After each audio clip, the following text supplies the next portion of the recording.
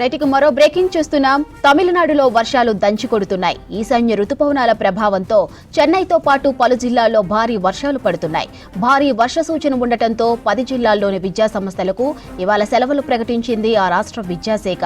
భారీ వర్షాలతో చెన్నై, విల్లుపురం, తంజావూర్, కడలూరు, దిండిగల్, రామనాథపురం, తిరువూరు, రాణిపేట్, తిరువల్లూరు జిల్లాల్లోని లోతట్టు ప్రాంతాలు జలమయం అయ్యాయి.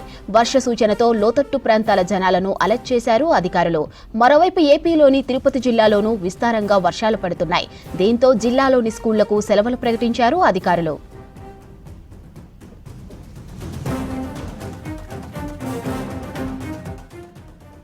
తమిళనాడులో వర్షాలు దంచి కొడుతున్నాయి. ఈశాన్య రుతుపవనాల ప్రభావంతో చెన్నైతో పాటు పలు జిల్లాల్లో భారీ వర్షాలు పడుతున్నాయి.